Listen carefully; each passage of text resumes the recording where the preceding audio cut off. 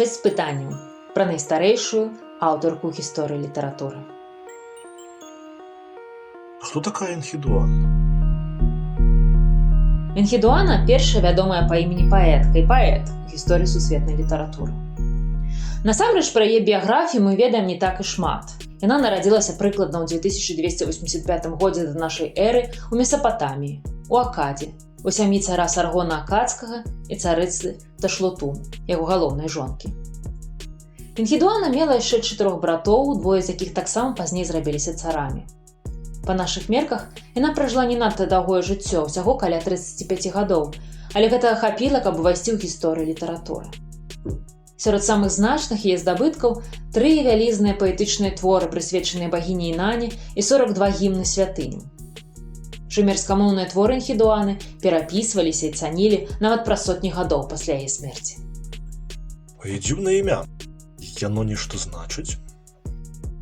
Імя самай старажытнай паэткі, дадзенае ёй пры нараджэнні, нам невядомае. Энхідуанна была першай царскай дачкой, абранай, у тым ліку уласным бацькам, быць жрыцай бога месяца Наана ў шумерскім горадзе Ур. Імя Энхедуанна яна атрымала разам з гэтай пачэснай пасадай. Вось як гэта імя выглядае па-шумерску. Калі перакладаць яго даслоўна, то атрымаецца «Эн – узор неба» ці «Эн – узор Ана». Ан – вярхоўны бог неба. Эн – высокі тытул, які мог азначаць уладара ці жраца. Энхідуанна была першай жанчынай, якой быў дараваны гэты высокі тытул. А як яна стала верхоўнай жрыцай? Няўжо ў Акадскай імперыі былі выбары? Прыкладна як у нас. Вырашаць, каму быць жрыцай, значыць зямным увасабленнем яго жонкі Нінгал мог толькі сам бог Нана, хаця сваё важкае слова меў і цар. Энхідуанна зрабілася першай вярхоўнай жрыцай такога ўзроўню ў шумерскім Уры. Яна была абраная ці прызначаная вярхоўнай жрыцай у вельмі неспакойны час. Саргон Акадскі вёў заваёўніцкія войны на шумерскіх землях. Прызначэнне Энхідуанны жрыцай у шумерскім горадзе мусіла ўмацаваць ягоную ўладу на гэтых землях. І пачынаючы з гэтага часу, вярхоўнымі жрыцамі Ура былі толькі царскія дочкі, а адзін раз сястра цара. Жрыцы жылі ў закрытай прасторы храма, у так званым гіпары. Па сутнасці, яны мелі практычна ўсе атрыбуты жрацоў мужчын: трон, скіпетр, карону ага, ды і адзяваліся не горш за мужчын-жрацоў. Да нас дайшлі статуі жрыц у рытуальным адзенні. Яны сядзелі на троне з бычынымі капытамі, трымаючы скіпетр і фінікавую галінку. Валасы былі распушчаныя па плячах. А яшчэ ім нельга было выходзіць замуж і мець дзяцей. Таму яны жылі адносна доўга, бо не маглі памерці падчас родаў ці ад інфекцыйных захворванняў. Аднак цягам 3-го, асабліва 2-го тысячагоддзя, мужчыны паступова выцясняюць жанчын з палітычнага і публічнага жыцця. Гэта звязана з развіццём гарадоў і ўсталяваннем вялікіх храмавых комплексаў. Новыя лідары прыходзяць да ўлады, маніпулізуюць зямныя рэлігійныя функцыі, а прыватнае жыццё багоў ды людзей, у якім жанчыны гралі вялікую ролю, страчвае сваё значэнне. Мужчыны пачынаюць самі выконваць тыя рытуальныя абавязкі, за якія некалі адказвалі жанчыны.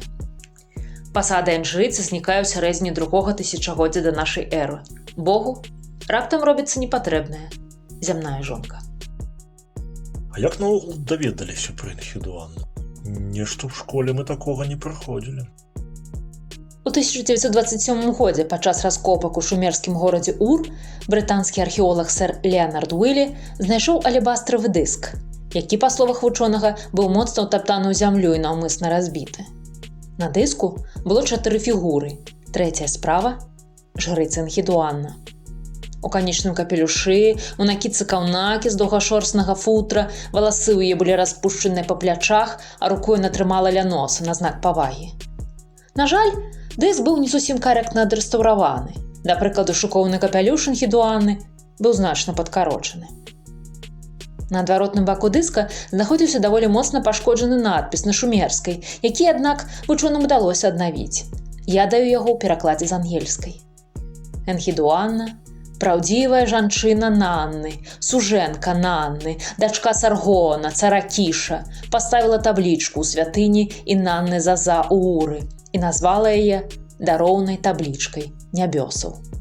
Аднак значнасць Энхідуана была ацэненая толькі праз амаль 30 гадоў, калі навуковец Адам Фалькенштайн надрукаваў даследаванне пра яе, а ў 1968 годзе навукоўцы Уильям Хэллоу і фон Дейк выдалі першыя пераклады даследавання твораў. Спачатку Энхідуанай цікавіліся толькі даследчыкі Бліжняга ўсходу, аднак у 1976 годзе амерыканскі антраполаг Марта Уайхел даведалася пра існаванне і ўжо ў 1978 годзе ўвяла Энхідуану ў фемінісцкі кантэкст, надрукаваўшы прысвечаны ёй артыкул у часопісе «Фронтайс», прысвечаны жаночым даследаванням, дзе назвала Энхідуану першай вядомай аўтаркай сусветнай пісьмовай літаратуры.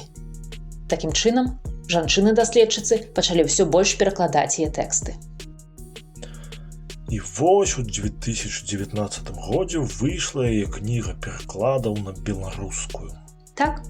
У паэтычнай серыі «Паэты планеты» з'явіўся зборнік сакральнай паэзіі Энхідуаны, перакладзены з дапамогай ангельскіх і нямецкіх перакладаў, але таксама з вялікай апорай на шумерскія арыгіналы, які любы ахвотны можа знайсці на спецыялізаваным сайце ў інтэрнэце. У кнігу ўключаны 42 гімны святыням у розных гарадах Месапатаміі. Гэтыя гімны па-беларуску перастварыў Лявон Баршэўскі. Тэксты былі рэканструяваныя па 37 таблічках, знойдзеных падчас раскопак у старажытных гарадах Ур і Ніпур. У гімне, прысвечаным багіні пісьмовасці Нісабе, аўтарка піша: «Гэта Энхідуана склала гэтыя таблічкі. Мой цар, гэтым створана тое, чаго не стварыў дагэтуль ніхто». Праўда, існуюць сумневы, ці ўсе гімны былі напісаны Энхідуанай, бо ў некаторых з іх згадваюцца цары, што прыйшлі да ўлады праз шмат гадоў пасля яе смерці. Я пераклала 2 творы Энхідуаны, прысвечаных багіні Інане, Інана Ебіх і пані ўсіх боскіх сіл. Нягледзячы на тое, што Энхідуана была зямной жонкай бога Нана, у гэтых вельмі эмацыйных і палкіх творах жрыца дэманструе сапраўдную адданасць багіні жанчыне. Гэта звязана з тым, што Інана была ў нейкай ступені нацыянальнай багіні акадцаў.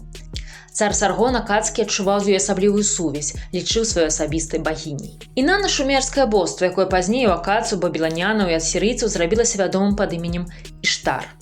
Хутчэй за ўсё, першапачаткова Інана была багіняй кахання і плотнасці. Гэта Энхідуана ўпершыню зрабіла Інану багіняй вайны, жорсткай, лютай ваяркай са сваімі ворагамі, што адначасова з'яўляліся ворагамі агрэсіўнай акадскай дынастыі, што на чале з Саргонам акадскім прыйшла з заваёвамі на шумерскія землі. Такім чынам, творы Энхідуаны, звернутыя да Інаны, гэта палітычная прапаганда у нейкай ступені. Лічыцца, што Інана Ебіх першы з твораў, прысвечаных багіні, бо ў іншых узгадваюцца падзеі з гэтага твора. Ебіх – назва гары, якая хутчэй за ўсё знаходзілася паміж рэкамі Ніжні Заб і Дыялай і была часткай сучаснага горнага хрыбта Хамрын на ўсходзе Ірака. Інана Ебіх – па сутнасці прапагандысцкі верш акадскага рэжыму. Энхідуана пісала яго к папярэджанню любому, хто надумае супрацьстаяць акадскай дынастыі. У творы пані вялікіх боскіх сіл дзеянне адбываецца ў часы, калі супрацьстаянне паміж шумерамі і акадцамі дасягнула крытычнай фазы. Цар Саргон захапіў паўднёвыя гарады дзяржавы Месапатаміі і паставіў дачку інжрыцы ў шумерскім Уры. Але калі на трон узышоў унук Саргона Нарамсін, пачалося моцнае супрацьстаянне акадскаму дамінаванню. Лугал-Ан, цар Ура, выгнаў акадскую жрыцу Энхідуану з яе храма. Яна ўцякае, хаваецца ў горадзе Лагаш, лаяльным да акадцаў, дзе ёсць храм Інаны. І толькі пасля жорсткіх ваенных кампаній Нарамсіну удаецца падавіць паўстанне. Энхідуана зноў вяртаецца ў свой гіпар у горадзе Ур. Гэты гімн, магчыма, адбітак тых падзей. Так а дзе адказ на пытанне, каго Энхідуана называла каровай? Як можна здагадацца, яна так называла багіню грозных боскіх сіл Інану. Вярхоўнага бога боства месяцу Нанна шумеры, занятыя ў асноўным земляробствам і жылагадоўляй, лічылі вялікім быком, паважанай і святарнай жывёлай, а все зоркі на небе ягоным статкам. Такім чынам, называючы Інану неўтаймоўнай дзікай каровай, Энхідуана падкрэслівае яе боскасць і велічнасць.